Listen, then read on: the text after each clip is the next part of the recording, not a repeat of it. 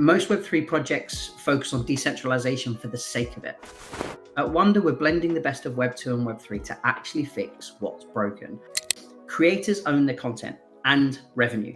But at the heart of it all is our goal to make the internet feel real again, to build a more authentic experience where people, content, and interactions actually matter.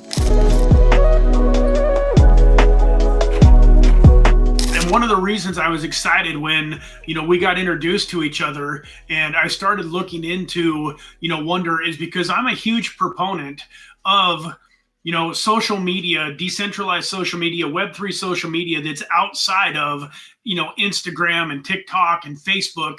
But it just seems like there's a lot of promising Web3 projects that are, that are trying to get traction. And it's been pretty hard for, companies, especially blockchain companies, to get any real traction in the social media world. And I'm just wondering, what do you think makes Wonder different? And why do you feel like you guys are going to get some good traction with this platform? That's a really good question, and one that a lot of people ask, because we have seen social fly platforms kind of fall around us. We've seen DeSo platforms fall around us. I think that for us, most Web3 projects focus on decentralization for the sake of it.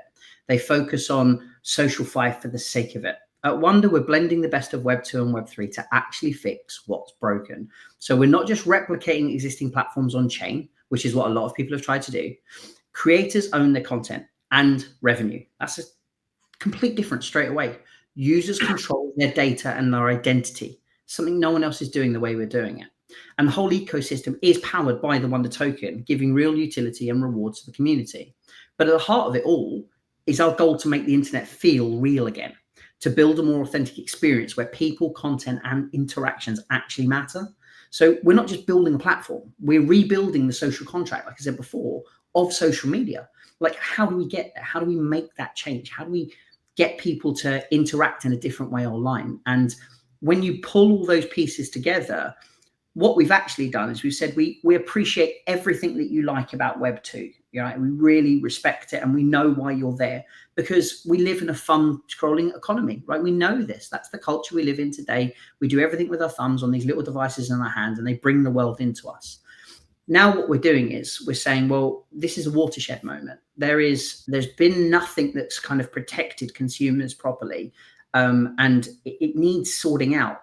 We're all human beings, and we want to just provide a better place for real people to engage with one another. No one else is doing that, so we are different.